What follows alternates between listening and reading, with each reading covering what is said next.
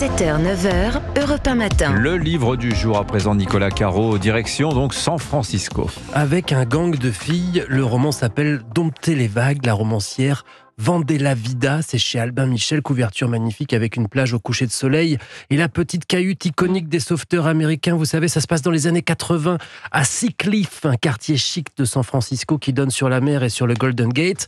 Tout y est beau parce que tout ce qui est moche est caché de toute façon. C'est le premier quartier par exemple où les câbles électriques ont été enterrés pour pas gâcher la vue. C'est le fief de Julia, Faith, Maria Fabiola et Eulabi, 4 amies des ados, 13-14 ans. Elles connaissent le quartier de long en large pour y traîner tout le temps, aller au collège de filles d'ailleurs. Elles connaissent toutes les maisons, où habite machin, où habite truc, ces rues leur appartiennent en quelque sorte. C'est ce qu'elles pensent en tout cas. Des ados, des gamines heureuses qui rigolent tout le temps. Jusqu'à ce que... Voilà, il va se passer quelque chose qui va faire basculer leur vie, même si en fait, si Vendée la Vida avait simplement continué à nous raconter la vie normale de ces filles, avec les joies et les drames, ça faisait déjà un roman super, tellement c'est bien écrit. Et c'est fluide, et on est avec les personnages dans les rues de Sea Cliff. Mais voilà donc l'élément perturbateur.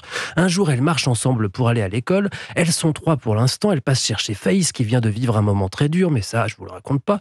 À la hauteur d'un passage piéton, il y a une vieille bagnole blanche, un homme à l'intérieur, plus vieux qu'elle, mais plus jeune que leur père, qui leur fait signe et leur demande l'heure. Bon, Eulabi s'approche, elle regarde sa Swatch. Il est 8h, monsieur. Le type remercie et elles s'en vont. Mais quelques mètres plus loin, Maria Fabiola leur demande « Vous avez vu ce qu'il était en train de faire pendant qu'il parlait ?» Sous-entendu des choses très très choquantes. Julia dit « Mais oui !»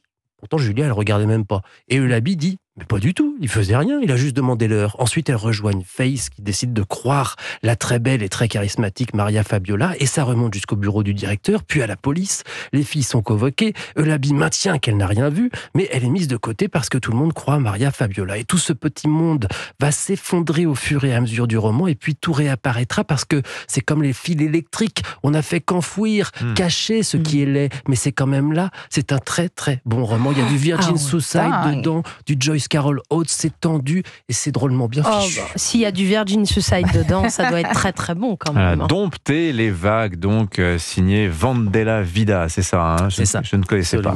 Traduit par Marguerite Capel. Et ben voilà, c'est chez Albin Michel. Le cinéma, à présent, Laurie Choleva, Jessica Chastain, dans un drame sur la mémoire cette semaine. Oui, le film s'appelle Memory du cinéaste mexicain Michel Franco, avec Peter Sarsgaard qui a eu le prix d'interprétation masculine à la dernière Mostra de Venise pour ce rôle.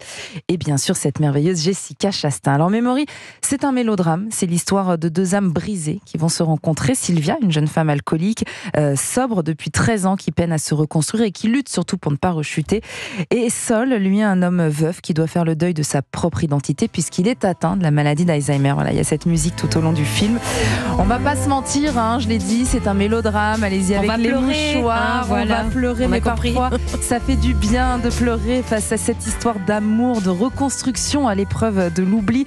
C'est un très beau film, c'est pur, comme les 2 performances de ses acteurs principaux. Il n'y a pas de fioriture, hein. Le réalisateur s'intéresse vraiment à ces âmes brisées, malmenées. Il cherche un moyen de les réparer et c'est un film qui donne envie d'aimer, ça fait du bien en ce moment. La Memory, donc, avec Jessica Chastain et Peter Sarsgaard. Autre film. Dans un autre registre. Film d'horreur. Hein. Oui, je voulais pas vous laisser sur tant de douceur, voyons. Vous ne verrez plus jamais les petites ballerines de la même façon. Moi, ça m'a fait drôle de voir le film parce que j'ai le spectacle de danse de ma fille de 5 ans la semaine prochaine. C'est un film d'horreur ultra gore, mais très drôle aussi par les réalisateurs des nouveaux films Scream. Alors, rien à voir avec Ghostface, ça s'appelle Abigail. C'est une réécriture en fait moderne de la fille de Dracula. C'est l'histoire d'une bande de criminel engagé pour enlever une fillette de 12 ans à la fin de son cours de danse. Sa famille est très fortunée, évidemment. Après avoir réussi leur coup, ils doivent la cacher 24 heures dans un manoir pour exiger une rançon. Ça semble simple, mais ça va bien sûr virer au cauchemar. Si tu es sage et que tu fais ce qu'on dit, promis juré, tout sera bientôt fini. Je suis vraiment désolée de ce qui va t'arriver. Oui, voilà. Mais putain, c'est quoi ce truc? Eh ben, on a kidnappé un vampire.